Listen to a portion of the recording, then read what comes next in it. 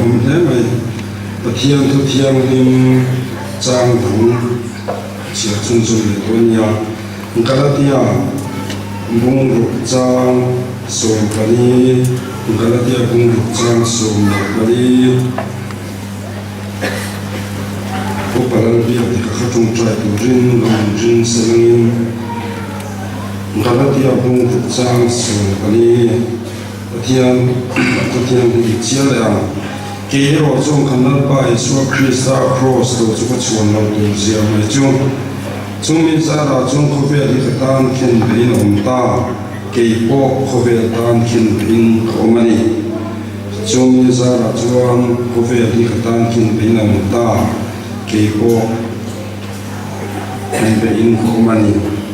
Philippines bung thum cham som paria Philippi bung thum chang som paria le som pakua chia le tonia Philippi bung thum chang som paria le som pakua mi tam takan kara chu mi te chu Krista cross lema ten ni ti kan chan chin ka shi ko to chu kha tuna ko cha chung ka shi le chu hi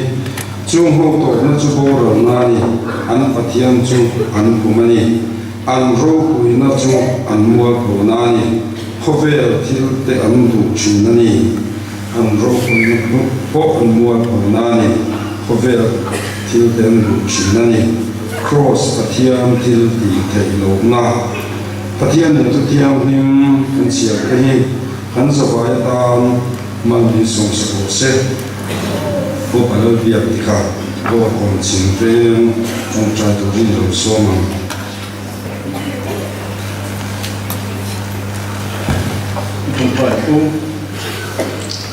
Hallelujah, Amen. Lalpa nang chon thil lo te ne lam khoi thanga.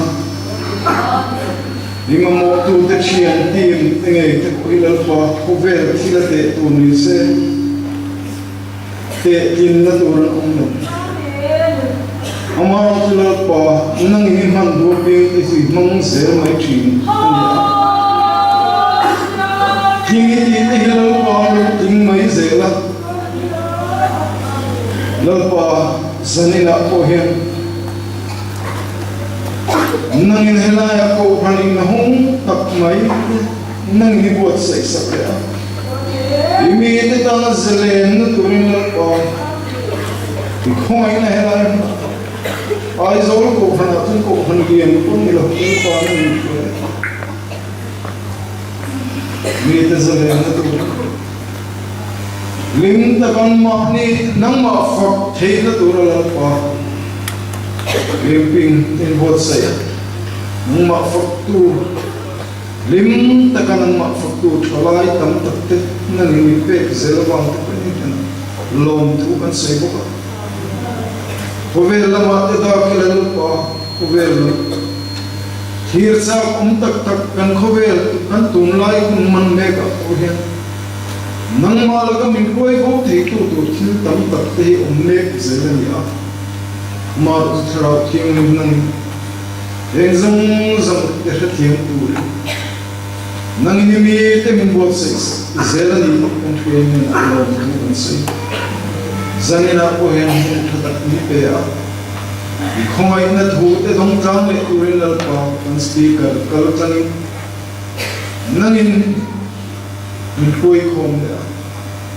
nang lo zalen harau tiang ni in hat ho la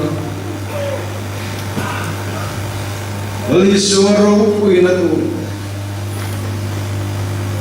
dom ber koron tha mungkin khor ber ko kan lu ai zong zong min lu sa tu poklet zoi moi lo umze chung chu kan al pai sa islam dile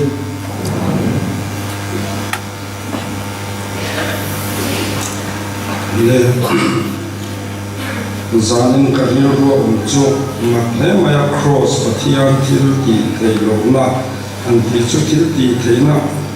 te cross pathian mangai na ti te kan soi uwa via lai thil ti thei lo na lo ti khat mai po chu Rilrua Abuai Leka Mase Patian in Min Peda Hani Miosia Chubang Chuan He Suyo Atimio Sia Chubang in Kamutilo Ngam Boxilova in Pintaxo Kamo Ntia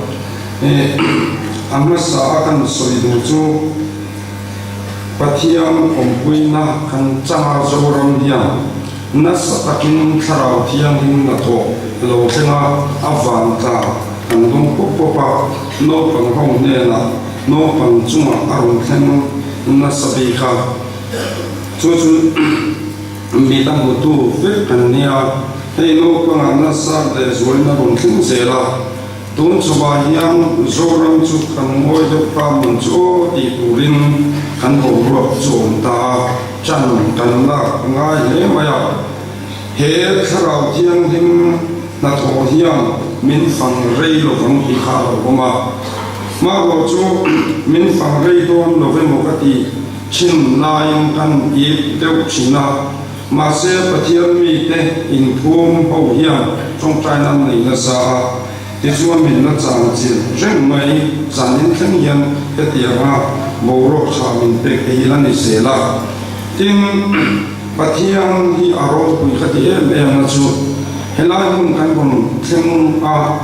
Hetia Anan Nei Ho In Tip Sambe Kame Kashiang Talwa Aram Kale Kanti Zan Khan Aro Pui Khom Maya Khatiang Ang Khan Voi Khat Ma Ki Kon Kala Tong Ngai Lova Ka Voi Khat Ton Na Alani Thowa Patiam Hiam Atil tum suati chota zen ani katia mase me pui lampang lalpan til tum nei mase la kei mani lamkanin hon lo chuan sia nei lovani kei mani lampang in hon tan tum lova atil tum kami kha aron ho thingya thinglo kan thil chupa ko san ho kanin hon potangai kan ku pa te lam ni se anin honga achiang renga me pui kanin hong lo Chu Vang Chuan Auto Keng Masa Hakai Mani Kanni Tihi Hemi Kan Chiang Turania In Thirtun Le In Thirtuna Harna Thingayo Keini Hogin Midang Te Kan Thira Te Chuan Midang In Kei Mani In Thir Boka In Thirtuna Harna Thingayo Chu Vang Chuan Kei Ma Tang Dul Chan Ro Ti Vekangai Kei Mani Cheu Kan Ni Veng Mi Pui Te Hain Bi Mun Te Wang U Nakina Kan Khoro Mayang Ti Hogum Emai Chu Vang Chuan Zadina Hiang Mapa Karnanei Chu Chu Inge Kan Ti Chuan Nasa So Kachan Ani Lalpana Thil Tum Chu Ron Ti Reng To Tuna Hiang Pan Pa Ki Hogum Reng Kan Ban Reng Tin Akshen Chuan An Bar Mol Molan Ei An In Mol Mol Ton Hua Remen Tutia Ang Hun Lai Tun Hun Boro Akal Pera Ni Fai Chuan Nakina Chuan Amma Khan Kalau Ti Fe Lawan Ho Iti Gong Fung Maya Apoi Khopang Chu Vang Chuan In Chi Khan Sia Nei Lawa Tun Chowa Yan Di Riu Ru Lo Siam Ro Ban Tha Ka Lai Yang Chu Chu Kan Riu Ru Selang Kan Du Hei Upa Te Kan Mo Pung Ti Ka Lao Upa Te Mo Pu Na Tu Han Lo Upa Te Adi Lo Ber Pol Si Ngami Kan Ye Yanga Maro Andik Chuan Kadi Mani Hei Tu Kadi Man Lo Wanga Mas Andik Lo Chuan Kafa Der Ei Mayo Chu Chu Kan Ni Da Nani Chu Vang Chuan Tun Chong O Tu Na Hian Chuan Kan Upa Ten Fakom Chu Vangin Mi Pui Ko San Mi Pui Hi Kan Poi Mo Alo Thian Se Thian Na Turin Kei Mani Lam Kanin Bua Se Abo Thian Kani Kei Mani Cheu Kha Mani Cheu Kha Kei Kani In Ting Cheu Kha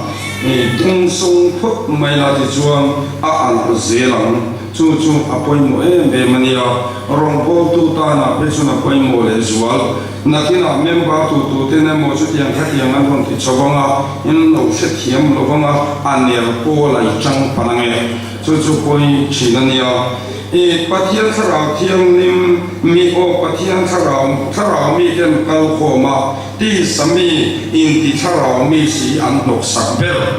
Hei Ya Boi Kha Ber Hei zoram chunga rong kan bol ve a ti hian ka ti thina sinot hi ka ngai ko thina in ki sinot ho bula kho sakhi anin maya sinot tak bula chunuam takani lo nia an za al maya in ki sinot a sinot chung taka valu chilpa lo ho hi anin nin takania chupiang ang chia chuang in ki thara mi bula kho sakhi shom takania thara mi tak bula chu asale hak mai chu bang chuang in ngày tua chia na ngai kan mi de ra khami nan rong bu don tho other hian je adai ngai lo chu kan jil ro silang ti chuan kan thu pu ya kan lu cho tho don ya cross pathian thil ti thei lo na ka ri ro thak ma ya za ni chu yen na ti nge mo ni khatia ma se kan ngai tua pathian na soi tu ramin ti he an ma mo tlam via ani kan jinga cross a kile rodi de cross pathian ma ngai na ti te heti an kan sum me la ya cross pathian til ti thei lo na an lo va chuan ma khachu ama kani ma ro chu kan pathian tu in ni na tak taka chuan til ti thei lo na tak ka changa ka i ki van khu pui kum kha in kal tak ma ya kha on chawani chu bang chuan thil ti theina ne na hon tu ma piang te hian khoro nu na lu sat zat boka tin chu mi pa ka chuan an ma ni bo pathian mi te ta mi bok saka anin siam zerani he kro si han thil cho kana ngaria na ni Yesu Krista he khobe la lo kala ti chuan na Yesu Krista he khobe la lo kal khan mi pui sang ni te shaya ti chumi pa ka sanga te shai ya mi dang ke ne la in tu ra pe a ei tu ra pe a tin mi le thei ten mal som an lo donga tin pa chia ten chan chin cha an lo shil ta ti khani cho zela chumi pa ka lung ngai te ron ne ma cha te ron cha puya ti chuan mi chak lo te ron dong chua ka tin pa te ti thiang ni ma mi te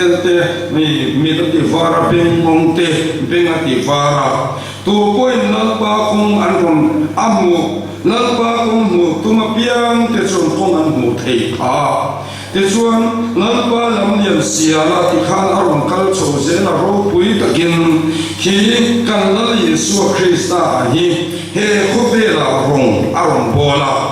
ti chuan ka ngai tu china la Yesu Krista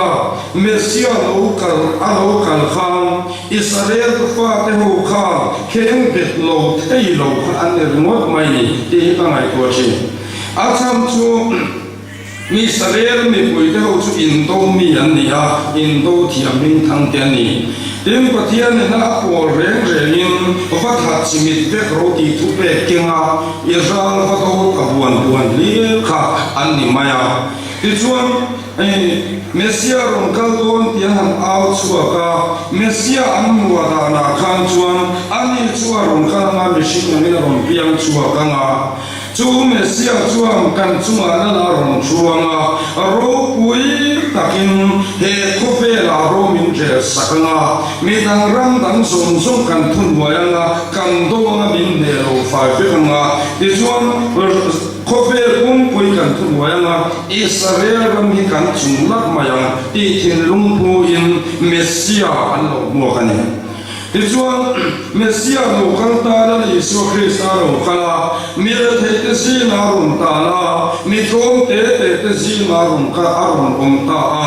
ti chuan na em china khongai na le mangai na hi rin mi din reng mai te chu lo tuam ta sel mai bok si ha tin mi fin ver ve te ho an rum kana tim na nei hau lo vin alo hau pier zel bok si ha ken bet lo the kha an ni lo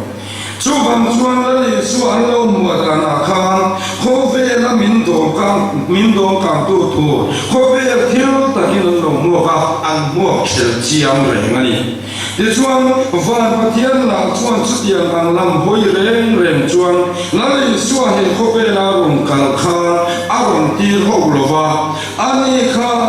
pa in tu na wa chok saka khát chú trộm nó buồn xin nó trộm rồi dễ là thiếu đi thầy rô quý tạc mày khá thiếu đi thầy lâu na lên chùa chắc mày khá thiếu tùm bèl khá anh xin chú bằng chuan khá Ilan Yeshua Krishna ha Israel mi pui suda mi pui gen khem bet lo thei khan ni tat lo wa he dan Yeshua Krishna yan hadu po chuan rom sipai ho ron kan khom som som te po kha thu pe rimot ina ki lum vet the ni chu tiang ang khoba mi chak mi huai sen thil ti thei kha a thil ti thei na song song kha mang du to lo vin khro saron pan tat na mai ni hei ni ama kona soi fo mu chin azir tene na ai ngai tua lungpum chang ye ni amang an chang ve te kha soi ve fo china ta chuan tu na ya kalung na ye me mani ati tu rangai tua soi chua kha pedera te po in e khai azir tu chu tiang hem chu e chuma theng su se su chu ti hem chu e chuma theng su sen ti me klai po kha la ni suwa hian pa thil tum a shetada chu bang chuan ti lo thim lo adu lo wa kapa in tu no min pe ka in lo ngem ni ti chongat ngat kha la ni suwa hi ni khat mai ni ti chuan he krosara yang en chu thil ti thei na nei tu te kan ni ha ama ya ro chu he krosi thil ti thei lo na len chu ko ta ngai chu la ni suwa krista nun kong kha ni khat mai ni Kini vele tungero chuan cross ka chuang e kan ti a he cross kan chuang e be ma ni ma sina kan chuan ta ni mun ta kan en chuan cross musit der te sing ami kan ni tha a chan chin kan sia trom ra ngai ti kan soya ni ma sina kan ho ka chu soi ma ilang a ta takin kan trom ra ngap le mi alwa kan trom ra le du mi alwa ani na ka chuan e khatia mi ro pui tak mai la Yeshua Krista he khope na lo kala zui tu tam ta kanun ya hosana dal pa ming chu angen au pup lai kha mi pakha ko in nani Yeshua ro pui ya lu tu kha ta chuan e chu mi chuan ron dil ve la Yesu ka su ve ka su yang che a ron di ve mot maya la Yeshua na lo em vang an tin ye di kan ti chuan la Yeshua Krista kha si hal ten puan ne ya chung len sawa ten puan ne mi sing fa pa ero hi chuan luma nam mun nei lo alo ti mia luma nam mun nei lo khai kan kha an la khai kan sui la Yeshua til tum ber chuan hi ni dai maya ke le ta khai kan ni ko manga mi song kan e na ka hi pang ati le mai ni chu ba chuan he cross til ti thei na le chua tung tu ten patian ro pui jian mu ngai lo wa ni chuna kan chia ran chia kha thu sil a kha hi lal pan tun dina tum ta da wangin nan le ke ko lal pa kha ring e kan ti mek na yan a kha lai ka san le si chuan o voin ya lal pa ken ber non tu in chou thei ta chuan chuan he cross kan bel chia na ngai ta ro cross patian til ti thei lo na zaina yan wanga min than ti ni ani to nuna yan wanga than ni kan ni zaina yan til ti thei na ne na nor liam kan tum ta de mo mon chuo ti kha ngai tua thei ta ni ni china kan patian thu kan mu chia to a he te hian kan an chia ra mi tam tak ten ron kal kho ma chung te chu Yeshua Krista cross me ma ten ni tuna po mi tui ka chun ka sia tir chawi chung te patian chuan ro pui na ni ron ti le mia an ro pui na chuan mual phong na ron da le mia chuwa chuan san na ya mi tam tak te chuan in khom dura kan kal khoma kan tlang khoma ti chuan kan an kal ve boka cross ka chuan kan ti kan tiangun ta ka ngai tua chuan cross kan chuan reng lo mi tam tak ten kan khoma chung te chu Yeshua Krista cross mel ma te an ni ti ka sia ti to chu kha em va in ye Krista cross mel ma nia lal pan min lo chia le tak loi si a chan chu cross mel ma sia chu mi re sha ki cross mel ma ni po tin do soi kha cross mel ma ni le po tin char kha cross mel ma lo ni le phot chu bang chu na lo mi tam tak te rong kal kho ma chu te chu cross mel ma ten ni ti ka sia tir chu ni tu na po chak chu in ka sia tir le chu ni chu te pathian chu an pu ma ni ya en van in mo corruption hai lu jing te ho zong zong khoi jing te ho zong zong i lo cross mel ma te chu ni mi tam tak kanin khom tu ra ma se ani na tak taka chung corruption a ko kan lo in nam ko kan lo ti du reng mai sia kong en kima aku ting lo sumla lu na ni se kan ha ku ba hei cross me ma kan lo in siam reng ti na lo ni kan pathian tu ma te vania he cross ka chuang kan ti voinia he kan kan soilo mai ni ma sila cross chuang tu te ve kal kho kan ni ma sila mo inun kha chuang de ika khan chu chuang ni mai the he mi te hian chuan ka in min nai china an ti ne ro chu an ti lume ro chu me na traksi ala ti le lo sia chu ba chuan tu nu na yang he cross chuang le bo chuang he in kho po ka in kho rengalo ni ma sila mi pat me sia nai nga mai nga lo va tu chuang ki do soi sha ki mi ni o kha ya ngang chi reng ti chi ho kha ho kha cross mel ma kan in siam siam ni na lo ni chu ga chuan he cross thil ti the na cha lo chuak tu ri chuan thil ti the lo na kan pan ma sat alo ngai do na ni thil ti the na kan soi china hi amma sa zo ka chuan thil ti the lo na kan chu phat ngai chu ga chuan tu nu na yan cross om sia pian sia kan man chiang lo ani fo shi na ni en kimia ni china kan chia kan patia tu chia ra kan ke ro chu kan nan pa yi so krista cross to chu ka chu man lo tu sia mai chu mi zara chu kho be de ka tan ken be no ta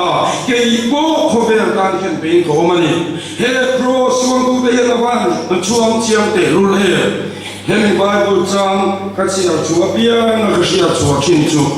me se pa kha mi del kan chu ka chung chai kha la nia ni khoi ram ber ram ne mani ka chiang ta lo wa chung no chung han yin chung cha ya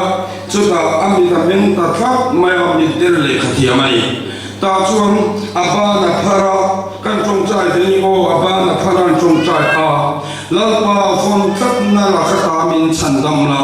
ikut pha thil khen te min kol tir zo ro ati ta dai maya ma thi ka ti lut ba phon tat na la kha ta min chan dam la ikut pha thil khen min kol tir zo ro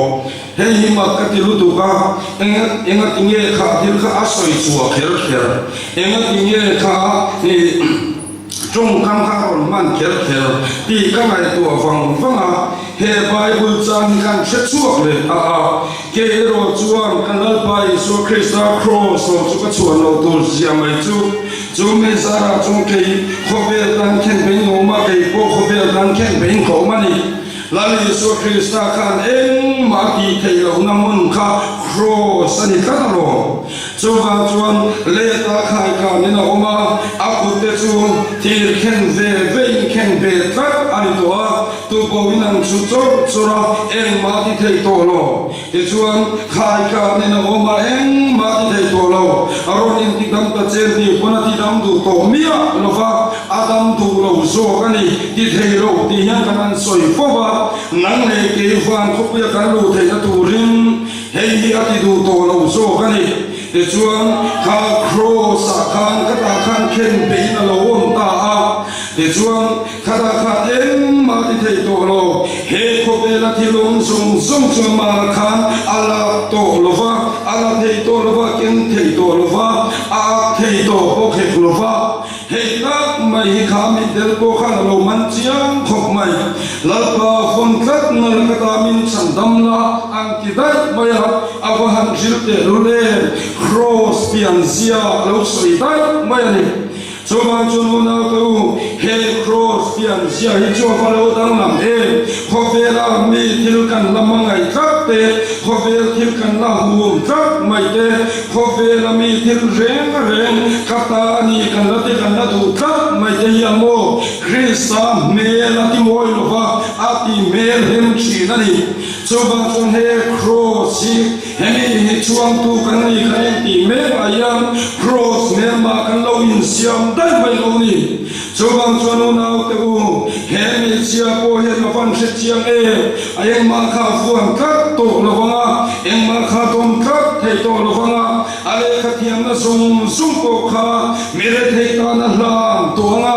e chona chak na sum po kha mi ten in turan nei na turin sarua kina ve thunga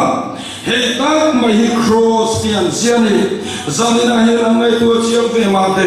mo o sarua ngom na mi ngai chin mo kol mane choba chonu na tu ke ma ni chema yan sarua nu na lo chuan tu ma min pan kho ngai lo ba cross pathian thilti theilo na avangan chiam te lule tiro lani Yesu Krista kha thilti theilo wa khen be om chia kha van kho pui kong in kal khat mai chu nang le ke ta na honi na lom ta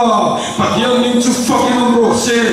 heta chia mai yan nang le ke chuan ti tu kan lo ne ta thak mai he ye om zia zaina yan han ne tu chiam ve ma te he cross yan kalve chin ma te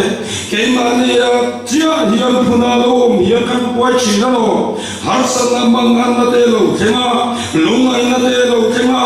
he cross nang ma khan phun lal pana du ta ro chuan chuan nang ma khan lal pan phuna tu wa ke ni vele thunge ro chuan mo he cross kan lo mer sia hau lo wa kan du angin kan har san da zona kan bukwala kan har sa da zona kan phun ver mai maya he cross kan du angalek tu kan ni lo ve he cross yan ke ma ni min lek ko zo tu rani pathian min chu fakir ro se chuta chia chun em ma om lo biliti ve to em ma kan ni lo ke hi chu em ma kan ni lo sarua kin ka oma sarua kin ka om ve le yan mi kan in turan lo nei zo do na ni ti khani to zo kani he hi ni rim tu nun ka kong chu ni he chia ma hi zo ram hian kan ma mo ni he cross kan kong hi asya so ti ma om lo va he mi ati na zo ka alom zo kani kan patia thureng reng una to so ti ma om lo athil ti a hina lo fam kim sia to so kani choba chon he cross chu ke mani duang angin kan le khwa kan du mana na kan da suna kan har san na ya pia na te kan phun ko na he zo khilam hi ni ha lo ha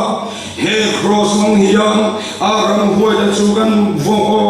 aram hoi chu kan mo chu kan han ti te hi o mangin lang viau chi ma selamo ani na ta ta chu suar chu kan be kan ne selam ti te ya ti viau me ni ma sela he cross o hian ke ma ni min le ko huna chuan sarua kin kan omanga ke hi chu eng ma kan lo mi dan in mo tu ran nei chuang lo wang ti ngoi ngoi ma ni in sinna ni ring kan lo kha tonga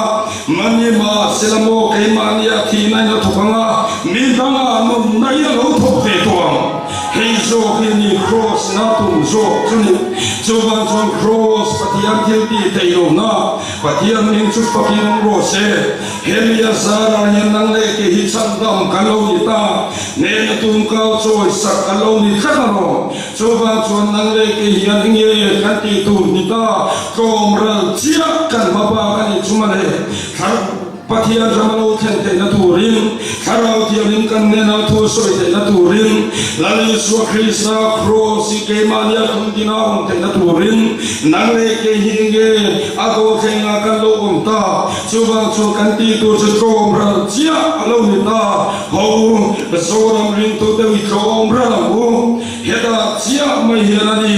ani na ta ta ga chu lo kharau tiang mi a bang wo kan ti china te chuan na sa so king pathian o sia tu mi pe ang wo lalpa khong ai na hi ya khang wo kan ti chi ni ma sira chak o na hian lalpa om lo va arwa re thi puya na sa ta karon ti poi na om lo anem le zai dam takinani ho zan na hian thun wa ro le ri ru ngai tom takin tom na puani sin ma bang wo chuta chia chuan Krista cross suarun tung dinga hei tu shin a khak mangaring tu de chantam lalpana chati na tin mundit takhani chuban chuan nang le ke hian tu shin a khak mangaring tu de chantam lai kan musit thiam lo turani zaina yani musidani ngat chuan enge ichunga thena cross melma singa khai tel pe mai donani he cross yana ron ti ang chema he cross yana nu na ron aron chunanga inun kharon Israel se ron Israel se langa he cross yana mission ram pon o pon nang te ho zong zong aron Israel se langa khove lai mingla na te khove lai nom sak zong zong na te ding trong te na zong zong te ke in ti ve na zong zong kha he cross yan aron nuai ral vekama isuan eng ma kanita love eng ma kanilo iti nanuna chia Kristan ropu na lo chan tuang patian min chu fakin omle ro se he cross yani zamina hiang jing tu te na kan chuan em tu chuni nima sinamo chuan tu te ya thil ki theina nen chat na ne na le ka kan tung chi na ro chugang chuan thing in ti na changim he cross pian sia hi ani na tak tak mang thei ngai lo ba Calvary zedik tak lo ran chu na chu kobra na ni kobra na he tak mai ring tu de na kan bo pel fo chi na chu ni chugang chu ri trom ngam do re zamina hi ni trom na nu na chung chin Krista ading chuaka Lena ma chu ke ma ni a hian ti hian soi fo chi ti nai na thok chi na mi tanga nun na in hen song sung te wo nau te wo ke le ta khai ka ni ka o ma mi song sung ka ne na ka hi pang he mi nun di tak te ro pa chua ve mi ma le ke ma ni la ma chuan ti nai na thok nga mi tanga ve le tu thung ro chuan nun na in an tram ko bu chia ka ka le ya ti phok lo chuan tam takin ron ra chu ngai no chuba chuan mo na tu kan ti masak phot ngai no ke ma ni kan ti na pianga tam takin lo ra chu kanga mi tam tak ten ei tu an ya he de ka ngai tu chi sarwanga min siam ro ti te hi ha ngai tu chiam ve ma tu zayon pan na kal kong he bo kat mai te hi sarwang kan ni lo chu zayon pan na kal kong bo te hi kan shuai lu thei ngai lo fang chuang chuan mo na tu sarwanga min siam ro ti te hi cross pian sia lo ni pathian min chu fakin le ro se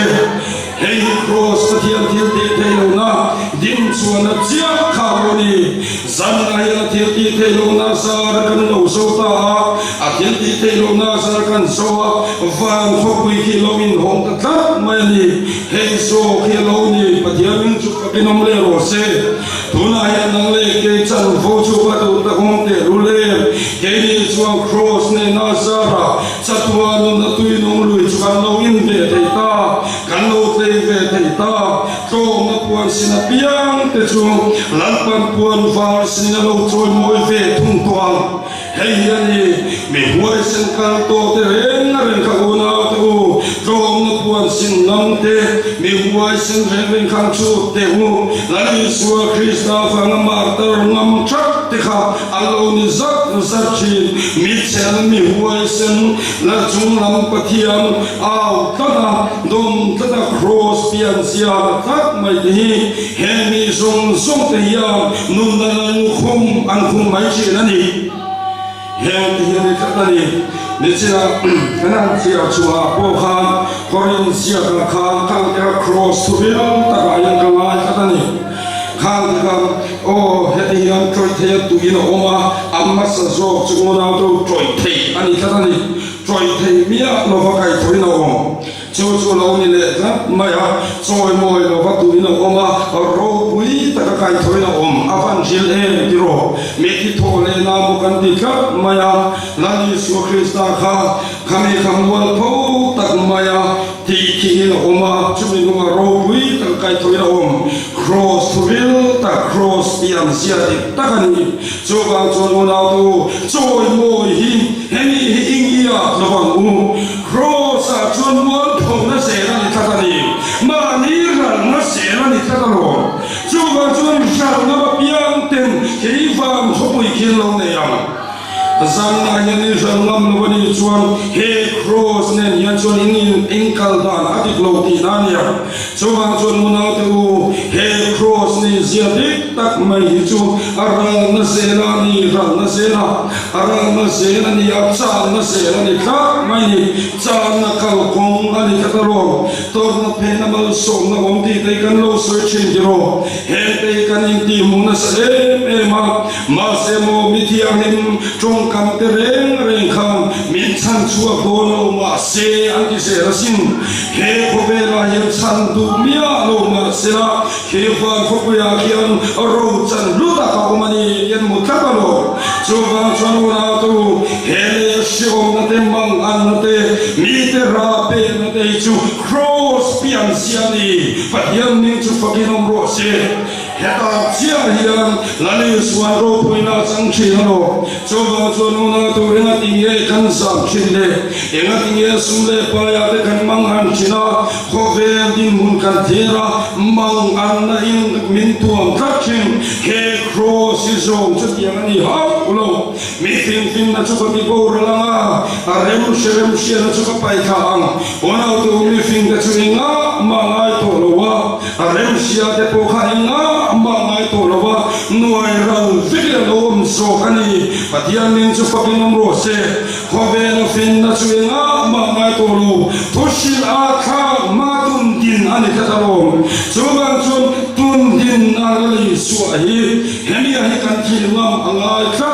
na le ke hian inga tinge kan fin na chana patian thu kai lo kan tum tak mai chune ifin na chana patian thu la choi tu piang ni buai tu tur chi la hei patian ni sia ani ngai lo la kan kho be la atun din atum ber chu thusil a kha la hi ni tu din atum chuni chobang chulam ni fin na ti bor la om na tur chuni chobang chuan thil om lo te ne na ma thang chuak tu kan fan pathian chuan a du ang in thil ti tamaya ni ona de o he sarua ka khang khan na dik tak hi ke jin tu te na kan chuan ber tu chu alo ni si chuan zanina hian sarua ka om te hi ke in chuan si om kan ti tu ra ni lo sarua ka om te si om kan ti chi na kan mang ang chi kan bei dong chi chobang chuan sarua ka om khai ka na om si ma ti thei lo kha kan zui la ni suan ni ta lo nang le ke hian na ti ye kan zui kan shet chian lo wa kan jil ruwa mang nga kan ya ka kan phun no ya ona tu he jing tu ni le phun no le cross pian sia le nei nga lo chobang chuan he calvary tu nung lui lo dai ko pian te chuan an to na pian a lom nan nei to a ekim lom chungin lalpa lom chungin non na ro lu ka charta alo ti to zok chi na ni chobang chuan na tu ke nga ni chewa hian lalpan ge da atum chuni da atum chumo ra thei lo nun kha atum ta lo chobang chuan chatua nun na ra thei le to ngai lo nun kha kami mi tenan sia mi lo kho be ni fin tenan chu kwa an chu thiam to lo an chu pha lo ra thei lo nun cross zenun kha da atuma chumi chu da tu rina in pe to ni zarina in pe ve ne nang ma khan da rima thum to lo chobang chununa tu he cross pian sia re chu til ti thei lo namuna in chan za to ra ni chobang chun mangan na ve tun nai to po hin zarna hin sarwa kin min siam ro ti in trong cha chi ang che sarwa kin on sarwa nga min siam ro ti dei avan na te le zaina ya ngai to chiang ve ma te sarwa ngom na pianga mulu ko alo pungchi zanna hin sarwa nga yom ve to ngai he cross nang ma phunina om ve to ngai nge la pan phuna tuma har san na le boy na mang an na yo lo khenga I mang anga van pathian chu chua cha ku zo mi I bun noi da chiam chi mi la pa ton na ruwa ma min ta ve te phalo mo be mi te musidara be kom te phalo mo be ke ai ni tuan na sa zo ti arang tu na kan ti da to dik takani he tiang siani hemi chak lo wa tuina oma thil ti thena ne na ro pui ta kai thoina om chak lo anga sa zel ni choba choga pathian thu hi mo thil ti thena ne na ne chua tum te uden an bei dong chi an mang ang chi an ma ne mang ang na bei dong na om chi choba chuan thil ti theilo na hi hemi hi kan chu ve zat zat tu ra ni mi tem to in lo he chema senang swatin je in lo pu chema senang da chuda chuan ye ti tu ka ti chuan ngoi ja tiang tu sui ve lo khani mai chumi chia chuan krista ading chu kha Sabana hilang ngai tu chiang ve ma te eng ma ne lo tu kan li swa ya emi hiam min silfa si ha chuang chuan tu na yam nei nei chaba sui ha kan lo tu ma me o he cross ni sia ne hian ai ang hau lo fani chuang in he cross ni sia dik ta ga yan chuan thil ti thei lo na ne la e kal ko pa ngai ka lo eng ma kan ni lo ke hi chu eng ma kan ni lo khmual phau ma ya lalpa tia mual thong am tua piang ten ne na tu ka an choi ve thumam chu chu pan kho ya lo ni ve thumam zan na yang kho ve la choi moi te kan ya ka ba kho ve li chimo aring lo mi o jung lo mi te ro pui na tu kho ve la ni himale chu ba chu tu no na yang aring lo mi te chu he ya choi moi nom ro se ke ni ve le thung ro chu pan kho ya ni so tu ra ni patiang min chu pamin ong ro se choi moi na re thei lo kan ta in min siam sakaro tu la ya tu na te na kina ro poi na lo theng tu ne chuan te kin thama karo silo te ko ko te na lo soi dai maya choga chuan nang le ke hiam tun choga tor na mai chu mo ena mai ngai lo kan u cross sa rai ne se lo u he cross sa ra he kan ne se tu ra cross patia ti theilo na a ti theilo na fang liao bin nang le ke hi chan dam kalo ni ta a ti theilo na fang liao bin nang le ke hi dam na fam kim kalo mu ta ta sadam na tharau dam na patia min chu papinam ro se heda yan kalvaria ani khan anun na ti sen nge mai alai puak ta ka fang khanani van ko poi komin kal to chu na lo ni chobang chonani nangle ke hiar kan tuar ni poin krista ro pui ro se ti chuin zanna yan kan pen zo turani cross pathian thil ti thelo na lalpan kan safaya ta manin som sa se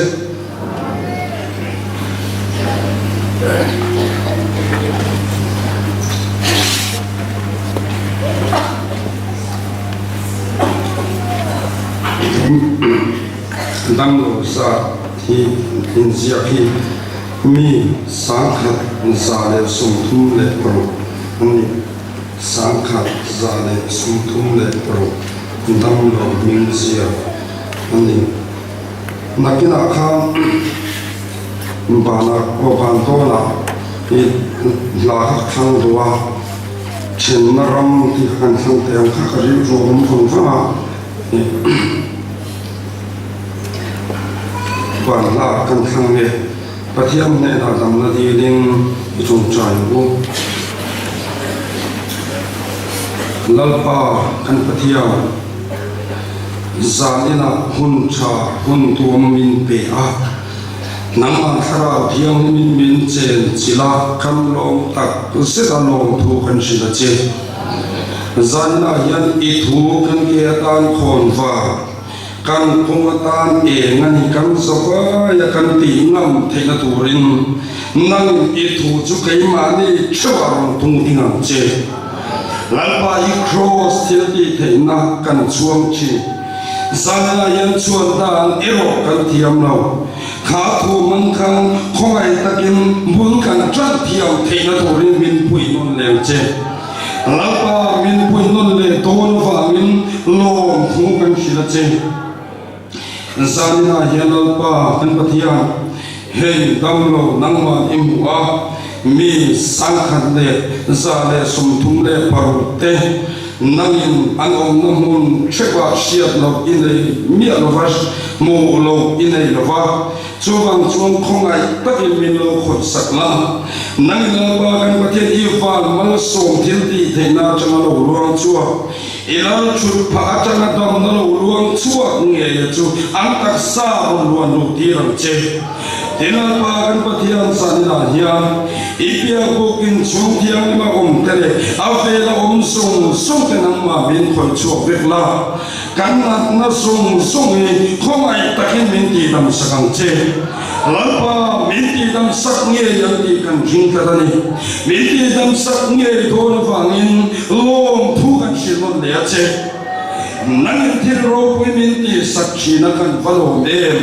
lalpa lom thu kan soi na na san chu ine la kan rum ti to a nang ma kai puang ang ka ti dam do na ni ti wa ni chu ma chu lom thu kan shilon le che Sadana yala pa setana iti mual po do na famle iti mual po rem to famle lom thu kan silache nangin thil ro pui tak mai men ti saki alom kan fati te lule zanina ya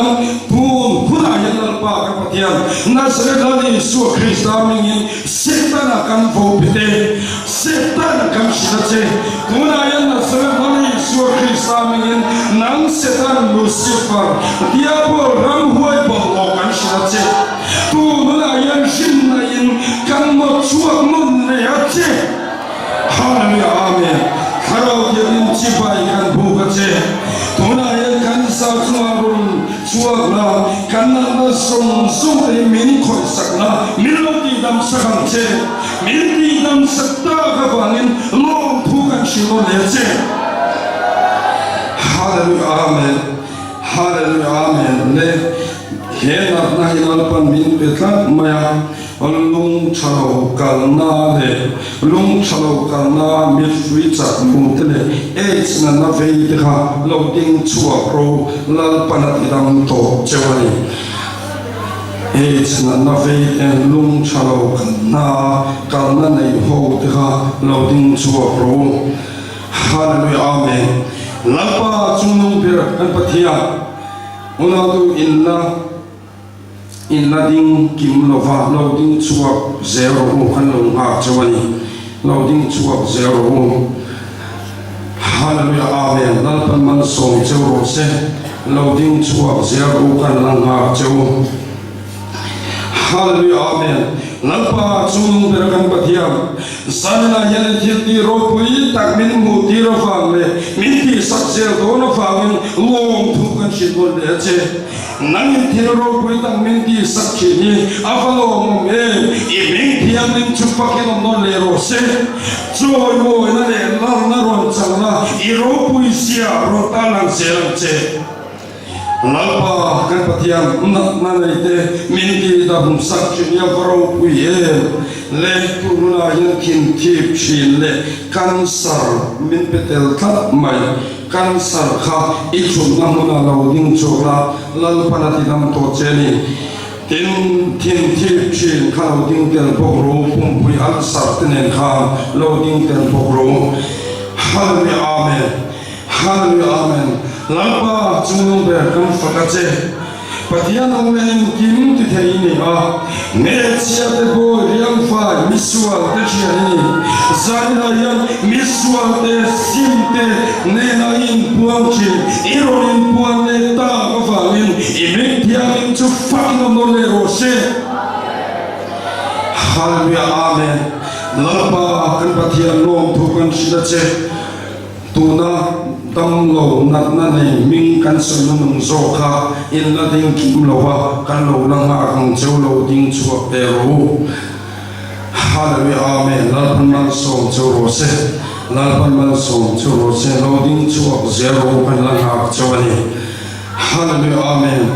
la pa kan patia zanna yan idu tokin nang man dam na min ron pechin kan lo me le una te utun na yan nat na min kan soi to don lo wa nat na min isu na to lo ading ma piang te kati dam do na ni ti in lal pa o sia chuwan chuan tu na yan nat na min kan soi ha kan to do na ni Tunayan ingama lalpa isingani chuan kal thei lo theng khan lo ding chuak ro le hallelujah amen kal thei lo theng khan lalpa ti dam chuani hallelujah amen lalpa chunung ber i khoi na kan chang ni afaro pui i thil di thei sia min mo ti ri i ming thiang nim kan fak mo le lalpa ne thei lo nun kanai Krista min pe chu zanina ya Krista Yesu ne thei lo nun min pe a zanina ya lalpa kan falo me i min thiam chu fak mo le ro se lalpa imi te nang mani kan china imi te chaklo na lai nang mani she chi tu na ya lalpa an chaklo na lai min mu sak veka min siam chak vek tu na wangin lom thu kan chin no le che hallelujah amen karau tiang im chipai kan buk le che tunayang una do se reng chi kan omani iril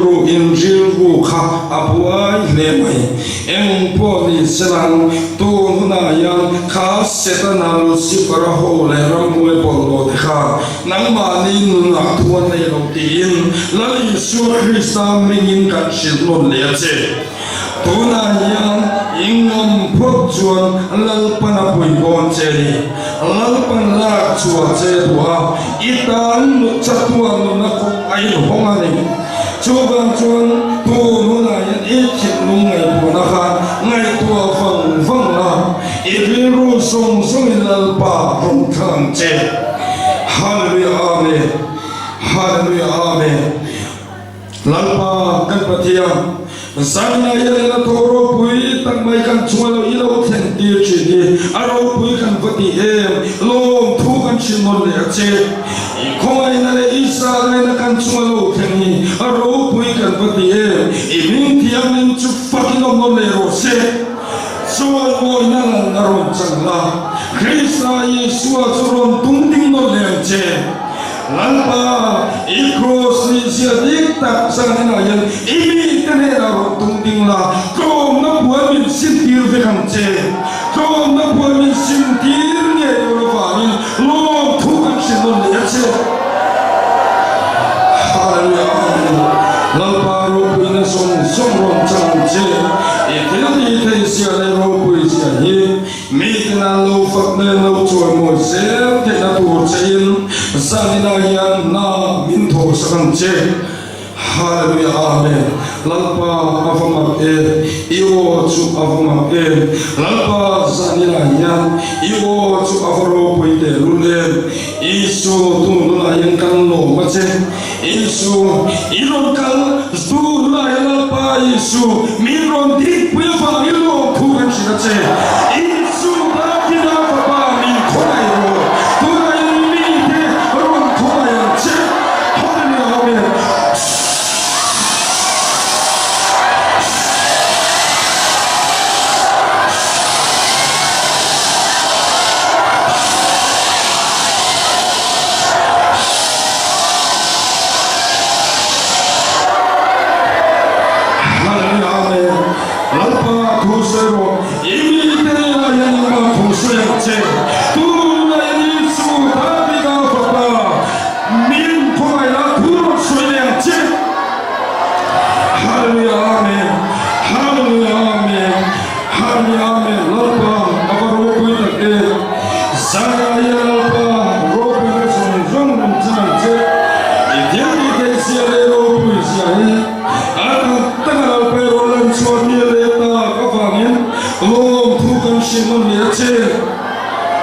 Leonardo kan safai lo chuang le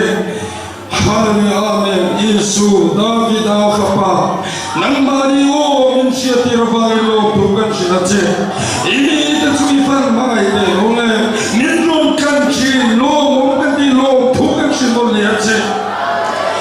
ona to le la ni suaron kan mu le mun takin ngai kha ole apoi moni la ni suaron kala chu amu khatin latin silo ula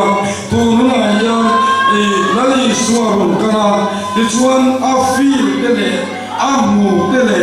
tu na ya lalpan fa na changa aron kan na fa pu mo zung khalo ding chua ro le lo ding chua ro la ni swa mo le lalpa ro pi lo fi zong zung khalo ding chua se ro a fa no e lalpa kan ba dia ke ma chok min mu ti lo ba lo thu kan shi na che nang dia ro pu i min ti sa ki lo mo kan fa ti e i min dia min chu fa ki no le ro se setan tu huna ya shinache nang setan diabol lucifer nazar nani su krista mingin tu huna ya arin nai kam ta pitbol ya che hallelujah amen hallelujah amen isu nang ma ye inisia zanina yan sorum chunga lalpa kan patiam ifa pa nani su krista ai lang ai to lo dia sir dia na song song i do tani di kampuang e hallelujah amen hallelujah amen lalpa kan patiam kan lo me turna ya na o min shete kan soi to do nani lalpa kan follow me i min dia min chu fa ki no le ro se joy mo nani na ron chan che ora to na ya lalpa sia cho lalpa na mo joni lani suan kam mai fa te ni ti ron soi chua kani padia min chu fa ki no mo se hallelujah amen lalpa ie chu na sa ke ro ne chu tira nia ya sang so ke ro ne chu tira he so ram pum puya a so khwa song song ni lalpa ie an tu the tu ring nang ma ni mi te ron shuai ko ma che iron shuai ko do no kan long tu kan shi na che hero pui min ti sa ka pa min long kan pa ti e long thu kan shi no le che nang pa kan patiang nang ba le nang ma ro nin choi mo la I kung a kan je kan duwa kong tuom taka nang ma min shuai se lam che lalpa kan patiang ende lalpa kan patiang ini te ya lim rop na kan so ma yan ti ka hala e athun taka nang ma min shuai lu fi kan che pura ya lalpa dum so tu kan so ba ya ende lalpa kan patiang ilo kal shebe lo ma ila mo ve lo ma ila amu te lalpa nang ma ende lalpa min ta sia joga joga amu lo te po malun som te kan che zanna yan wala do in mu lo van khan lung la isu in mu lo van khan ma lo isu lalpan min mangai e ma fa min lo kala ni mai ni joga chuan tu na yan ma lo isu ama thie rin lo thie lo hula ten amu te po hi I si isu amu te van in lo pui mai hula ako kani joga chuan tu na ya lalpan mit te ti men sa fa ngin lo hula lo pui mai ro chu chu kan ta na thadi zaria yani mu the lo fa ngin lungai su ilungai tu ranyo olalpa kan pathia ete khomai na fa ngin nang ma min ka sarau thiam min chen chi chumi pia lam khik min o pui kan lo ma lo thu kan shi la chi nang ma lalpa thi ro pui min ti sabi kan khalo ne engking mai hi lalpa yu ku tro puya kan ron na non le thuna ya lalpa kan pathia he mi te hi enemy la ya pe paron siap song song te nang min khoi sa min lo ti dang sak ve ba min lo thu kan shi non le che lalpa nang ma min shuela harau kiyo min chen chin la min kal sam lo bang che kan lalpa I suwa min kan ron ti le le lo chung le lo bom min mo pui tu le kan som le chwa kha tu te mo ni ven na kan som chwa ni kha chen kha dan lo tu don si lo ba ni kan shuai tu ko ta lo le tu sanan ani kha kan phut nok thiang mal som na min chung turin kan phut ani ni shuai tu ko ta lo le tu se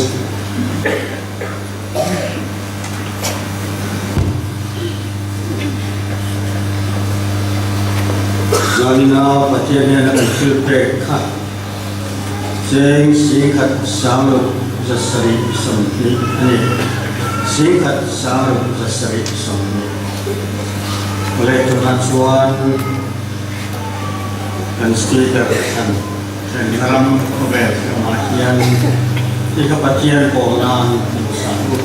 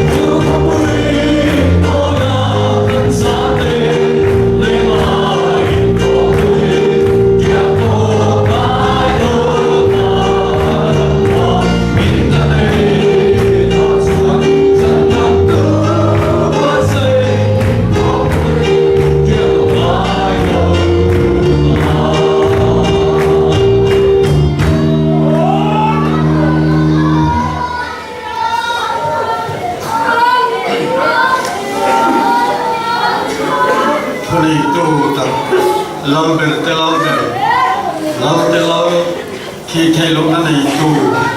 này thì có lúc đèn ổn tu mà một ngày là tu mà một thầy lúc có thiên lúc quỳ này là xưa thiếu tỷ thì nó tê rồi mà nó tê lúc quỳ nó rộng xưa ba lệ pháp ba lệ sao thiên đi mà thiên đèn kiếm thì thêm mong sồn nè mà sao thiên đi ông quỳ nó lại chèn chừng các món tắc chú gam thì nó đi nagan xuống tên này là lệ Insan yang satu ani nombor se. Amen.